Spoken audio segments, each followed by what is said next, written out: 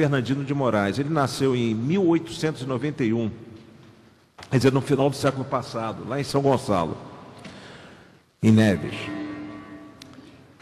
E a mãe dele, do Zélio de Moraes, era a dona Leonor, era uma conhecida na região, e ela incorporava um preto velho chamado Tio Antônio, que era o pai do Zélio de Moraes, o Joaquim Fernandino Costa.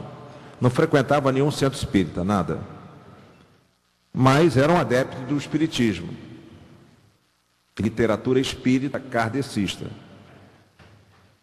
Bom, depois de 55 anos de atividade, interessante porque o Zélio, ele desencarnou aos 84 anos, no dia 3 de outubro de 75. Aliás, a convocar todos aqui os dirigentes de federações, que essa data ela deveria ser uma marca também importante para a Umbanda. Dia 3 de outubro, que em 1975 o Zélio desencarnou e nasceu no dia 10 de abril de 1891. Então o que acontecia? Nós estamos falando agora, vamos até 1908, quando o Zélio marcou a sua presença na criação da Umbanda. E aí a gente vai começando a entender como é que funcionou isso lá no início do século passado. Você tinha os caboclos e pretos velhos que não eram, digamos assim, não é que não eram aceitos, mas eles não eram reconhecidos pelos centros espíritas da época. Quando eu falo centro espírita, estou me referindo aos kardecistas, né?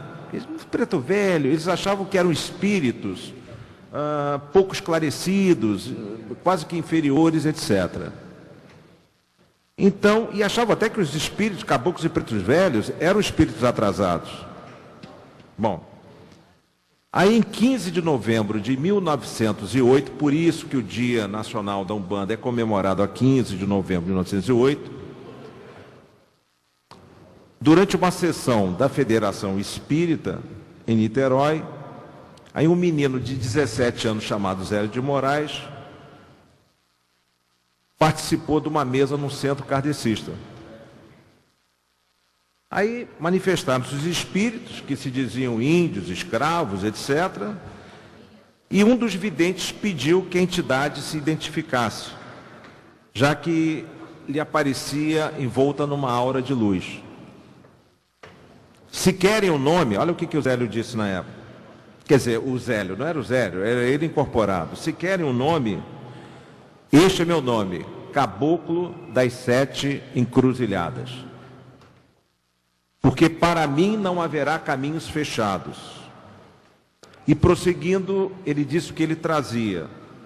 Ele, Caboclo das 7 Encruzilhadas, viria estabelecer as bases de um culto no qual espíritos e escravos, espíritos de índios e escravos, viriam cumprir as determinações do astral. Isso em 15 de novembro de 1908. Aí no dia seguinte, no dia 16 de novembro, na presença de todos os dirigentes da Federação Espírita, que eu estou me referindo a kardecistas,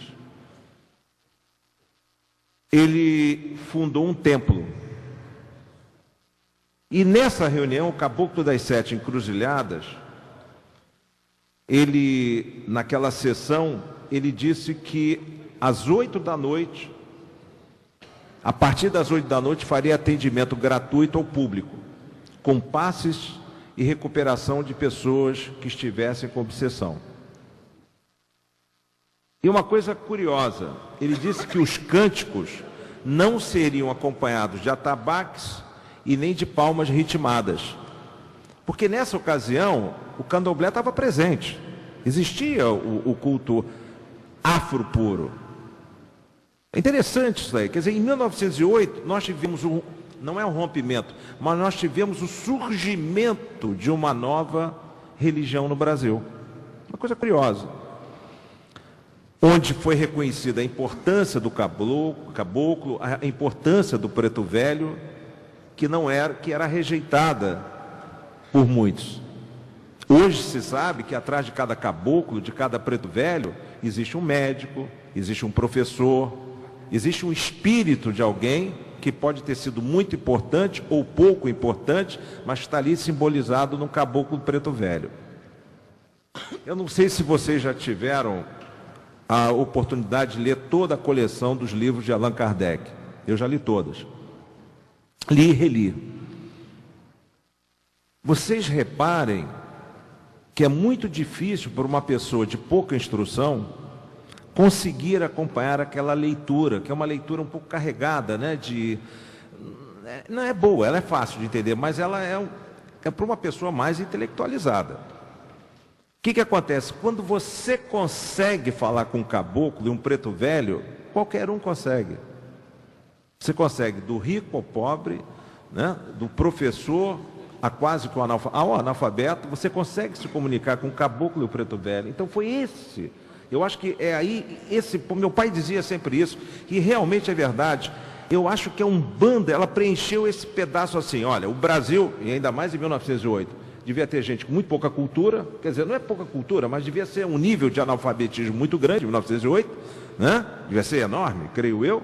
Meu filho é quase que professor de história, ele deve responder até melhor do que eu, mas devia ser um nível de, né, cultural pequeno. E como é que você se comunicaria com esses espíritos da forma mais fácil? Caboclos e pretos velhos, que foram reconhecidos pelo Zélio de Moraes ao fundar a Umbanda.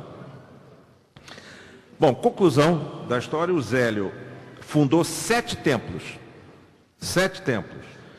que seriam o núcleo central da Umbanda. O Pedro Miranda sofreu uma cirurgia muito séria, e o Pedro Miranda testemunhou grande parte disso.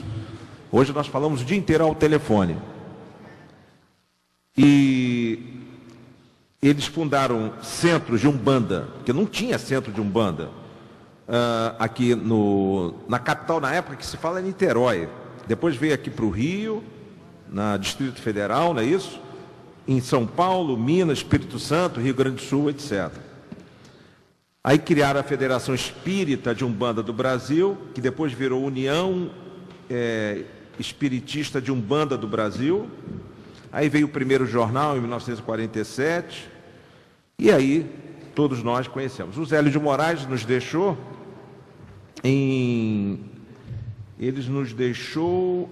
aos 84 anos, no dia 3 de outubro de 1975. E a gente fala com o Zélio, sobre o Zélio de Moraes, eu acho que a gente tem que falar com essa tranquilidade, com essa alegria, porque como nós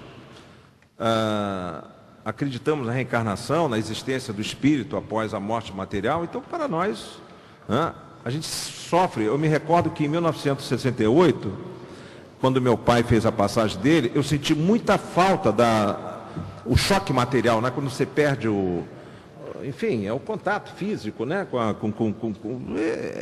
Quem já perdeu pai, mãe, né? Filho, então eu fico imaginando que dor deve ser. Mas sabe o quanto isso, você sente aquele impacto nas primeiras semanas. Para quem acredita na reencarnação, na existência do espírito, é mais tranquilo você aceitar a passagem dessa vida para outra.